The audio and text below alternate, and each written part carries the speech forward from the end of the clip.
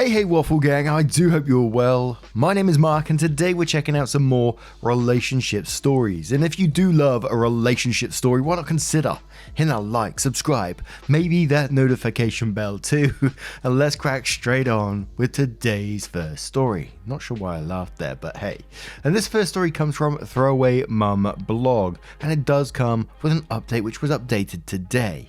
Titled, I found my sister's mummy blog and I don't know what to do. Names have been changed just in case. I've been sitting on this all day and would really love some help here. My older sister June has been living with me, my husband Daniel, 39 male, and our daughter Leah, 1.5 years old, female, since before Leah was born. She had to move in with us around March 2019 because she lost her job after a fight with her boss and couldn't find new work in her field. Not many openings in our area. She'd been living with her longtime boyfriend before that, but they'd got into an argument of some sort. I don't know the details, and he ended up kicking her out. She'd had nowhere to go since we didn't have any family nearby, so I talked with Daniel and asked if she could stay with us until she got back on her feet. She could help me around the house since I was pregnant at the time. My husband works long hours and didn't like the idea of me being home alone, especially while pregnant, so agreed it was a good idea. June had been very thankful for the place to stay and was a great help around the house, and an even bigger help after Leah was born. I still do the bulk of the childcare with Daniel right there to help when he's home. But it's nice to have someone else at home during the day to share the workload with, and Leah loves her auntie Junie. The problem came today when I was looking up matching mummy and baby princess dresses, since I was hoping for Leah and I to be matching queen and princess for Halloween this year. Yes, I'm one of those people who plans costumes way ahead. Well, I got sucked down the mummy blog rabbit hole and spent almost an hour looking through blogs and stuff until I saw a familiar kitchen. It was familiar because it was my kitchen. I know because I decorated my kitchen myself, and it's a rustic sort of country theme, and I have 3 antique copper jello molds my grandma gave me hanging on the wall next to the fridge. Plus I could see the treat bell I'd made for our kitty hanging on the fridge handle. She rings it when she wants a treat or attention. I clicked on the picture and it took me to a mummy blog run by Mummy, name super similar to mine. The more I scrolled through the blog, the more disturbed I got. She had pictures of herself up in my house like it was hers. In one, she was even wearing one of my blouses. Pictures of her and Leah all tagged mummy and daughter, and even a couple of pictures of her, Leah and Daniel that I recognized. I'd been in a couple of photos, but she'd apparently cropped me out of them. What do I do? How the hell do I even broach this? Hey sis, what's up with this blog of yours? Why are you pretending to be me? Why are you saying you're my daughter's mother? When did you have time to wear my clothes and pose for pictures with my child? What the fuck is going on? I put down all the info I could think of in my scrambled state right now. I don't think I missed anything. Any solid advice would be stellar. Thank you.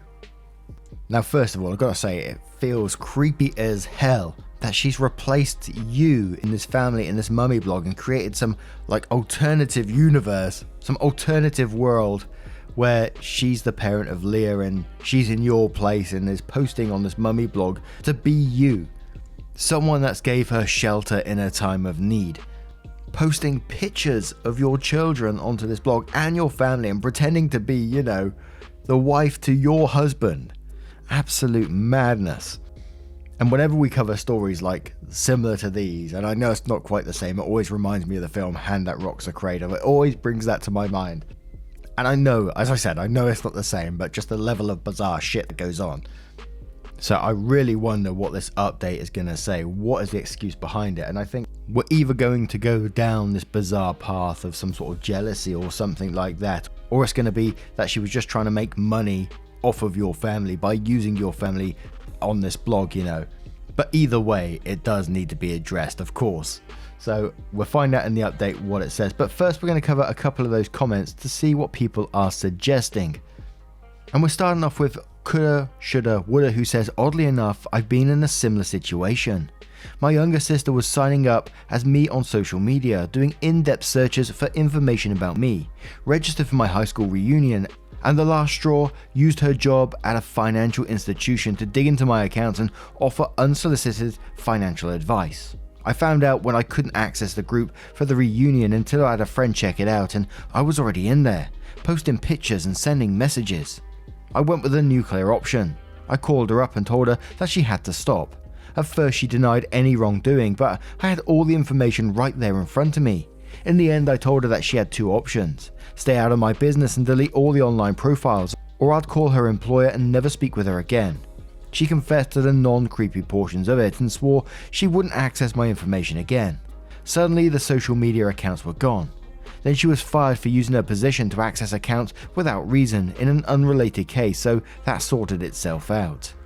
I was happy I called her out. It made the healing easier. Had very little contact with her for a few years, but eventually time heals all wounds. I still don't trust her because these types of identity theft are truly strange. It shows you that they have no boundaries regarding you. Never Seek to Tell says, living in your house for free whilst lying to your face. That's enough to warrant telling her to stay elsewhere, minimum. Photos of your child online without your permission. This is risky at best and seriously dangerous at worst. Pretending to be married to your husband and to be your baby's mother online. She's lying to you, your husband, your child and all her followers. Potentially monetizing or building a career using your life and resources. Yeah, I think you need to tell your husband and ask her to leave together. She's putting your child at risk if nothing else. Loxima says, speak to your husband before you speak to her.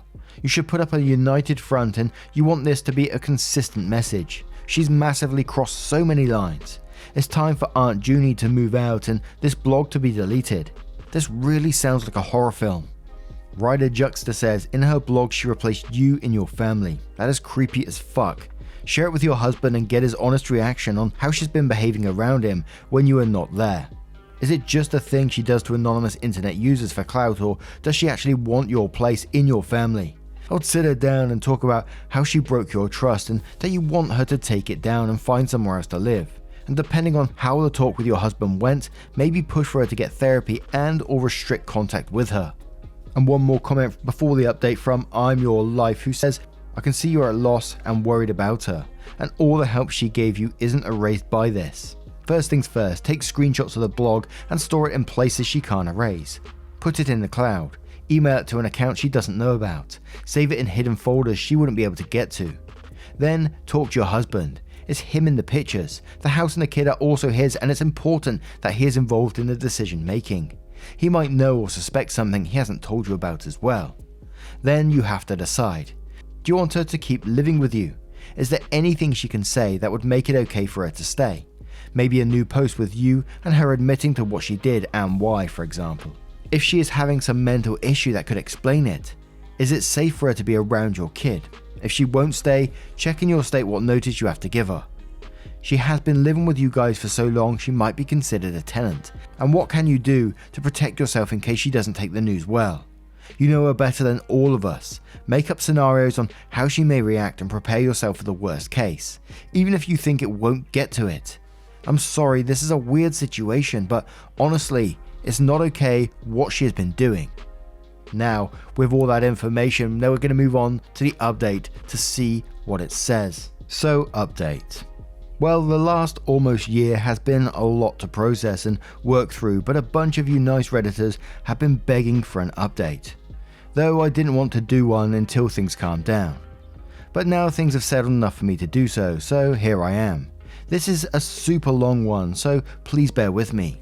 To start, June is no longer living with me and my family. First off, I sat Daniel down the next day and told him everything.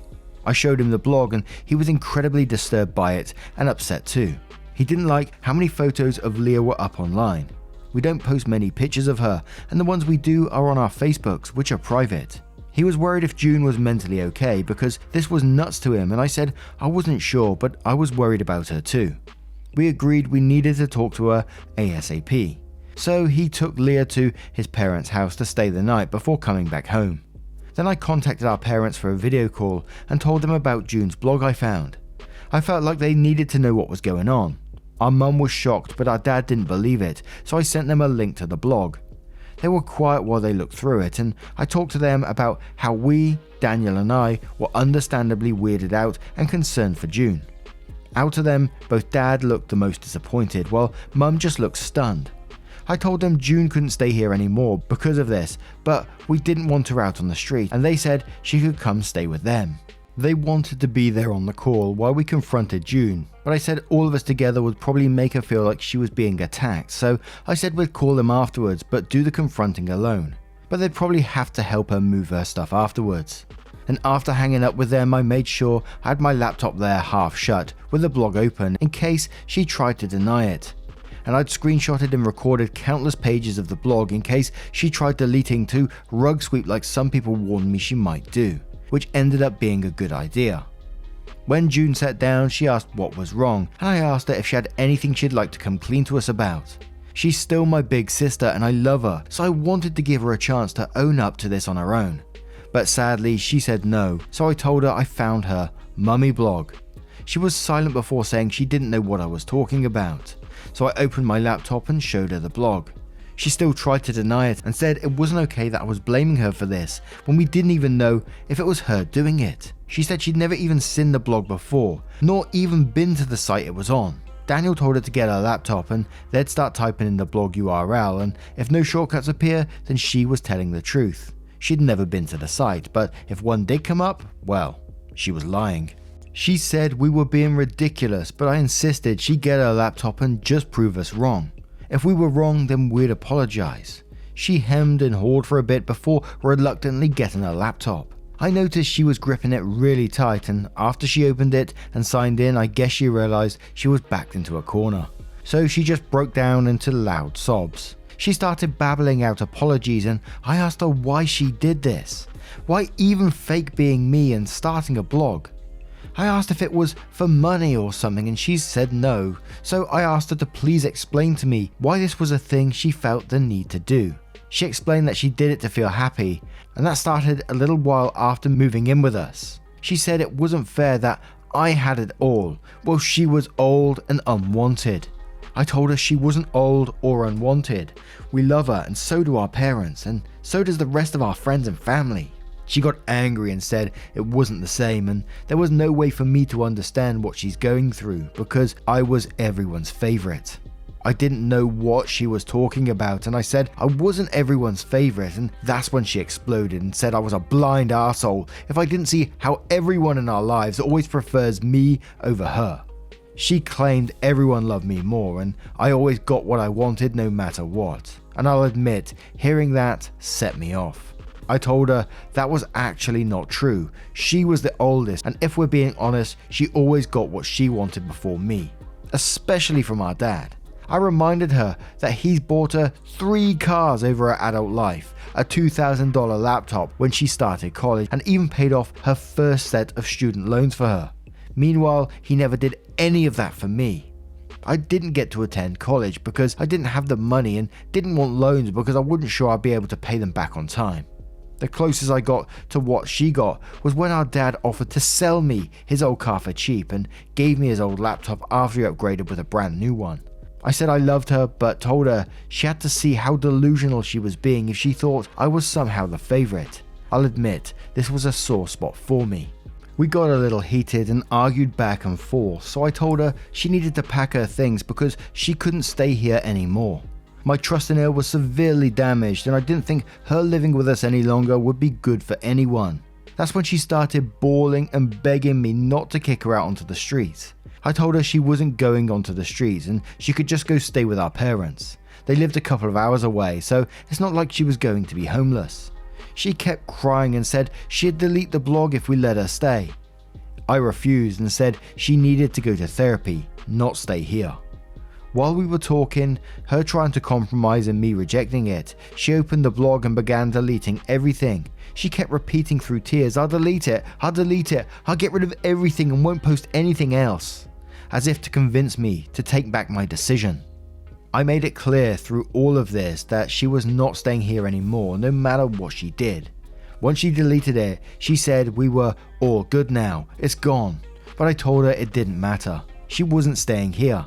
That's when she got pissed and said, but I deleted it, there's no problem now. Like deleting it made it not happen. We told her to get ready because our parents were on the way to pick her up and they knew the situation. That caused her to start really flipping out. She was furious that I'd told our parents about the blog, and she said she wouldn't be able to look at our parents now. Things got messy and police were called by a neighbor because of just how loudly she was screaming. The cops arrived before our parents and she almost got taken into custody for being too aggressive and not settling down when the officer told her to calm herself the first time. So we had 2 cops there while she packed her stuff up, and then our parents arrived and it was a very tense affair. I told her I loved her as she was leaving, but she practically spat at me that she hated me. That hurt a lot, but I tried not to take it to heart. A few months have passed and our mum kept me updated on how June was doing. Our parents said she needed to go to therapy. It was a condition of them letting her stay there. She started going and seems to be doing better, but she still won't talk to me. Mum says she looks sad a lot, but she also sounds remorseful when they talk about me and my family. So I think therapy is helping her come to terms with how not okay what she did was. And a couple of months ago, she finally got in contact with me, called and apologized for what she did, how she'd acted, and for saying she hated me. Talking with her felt nice. She sounded sad but happy too, much happier than she had when living with my family. Those who said she made the blog to cope were right. It turns out June was really in not a good place mentally after the breakup and being let go from her job, way more than she'd been letting on to anyone. She'd also told me she'd been on medication for anxiety and depression before and during when she'd dated her ex, but he'd shamed her for it, and eventually he convinced her she didn't need them with him in her life, which was wrong. Turns out the argument that ended their relationship was him being mad at her for being such a downer and making him sad. Yeah, so after seeing her therapist, she was put back on them and is doing much better, she says. So things didn't end all happy sunshine, but they didn't end as scarily as some people said they might, which is more than good in my book. Thank you everyone for all your advice, it really helped. And I'm very glad that June is getting the help she needs. And when we got to that part in the update where it said she still won't talk to me, I thought, oh no, it's just going to sort of end like this. But I'm glad she did open up in the end and, called and apologized for what she did and how she acted and for saying that she hated OP. And also OP for being understanding about what June was going through. I mean, in the first post, it was hard to predict which way this was going to go. We could clearly see it wasn't normal behavior, but what was causing it. And it seemed to be like a whole bunch of things that's taken their toll mentally on June, from, her breaking up and letting go from her job, and some of the things that, she was already going through anxiety and depression and taking medication for it, and the ex saying you don't need the depression and anxiety medication because the ex was saying you got me in your life. I mean, what the bloody hell, man. And then when she stopped taking them, he breaks up with her for being such a downer and making him sad. What an asshole. But I'm very glad she's back on them now and doing better in life. I'm glad for June, I'm glad for OP, and hopefully somewhere along the line they can maybe build this relationship back up. I still don't think it's going to be an easy process at all because, it still must be incredibly difficult to know someone that you loved so much is capable of doing that. And yes, they might not be in the right mindset, but it's still got to be quite difficult, I think. Anyway, we'll finish up with a couple of comments from Mayor Spaghetti that says, that worked out, like a lot better than I expected. Still very hard to repair the damage done to your relationship. That's a humiliating and kind of deranged thing to come back from. Glad she's medicated and in therapy. My heart hurts for you both, as it's now clear that she harbored resentment for a long time to do something like that. Best of luck and thanks for the update, OP. Honey Mochi says, I'm glad your sister is okay, but why the heck did your dad play favoritism between you two? I can see where it built up her expectation that she would get what she wanted eventually, and not treating you equally too. What's your father's reason for this? And that's a very good question as well. Caffeine Sniffer says, those names, good on you for standing firm and getting her the help she deserves. The relationship may never be salvageable. Watch her carefully, especially if she ever sees your child again. People with lasting trauma stemming from depression can often cause fixation on certain things that used to make them happy, causing them to chase the high that once gave them happiness. Mummy blog / impersonation. Good luck and be cautious. Medium Ad says, glad things worked out. It sounds like she was spoiled from the beginning, so her expectations were super high as well. Sad but glad she's getting help. Please try to forgive and incorporate her if you can. And older Ethan Miguel says, I hope you apologize for trying to directly invalidate her feelings by calling her delusional when she mentioned she saw you as everyone's favorite. But other than that, I'm glad things worked out for your family and she's getting help. And now I'm going to turn this one to you guys. What do you guys make of this situation? What would you do if you was in it? If you was in OP's shoes in the original story, how would you act? How would you feel? I would love to know your thoughts on that. Now, a huge thank you for spending 20 to 30 minutes with me today, getting involved in the channel. You know it means the absolute world to me. Everything you do is absolutely amazing. Thank you so much, and I hope I will see you in the next one. Take care, guys. Much love.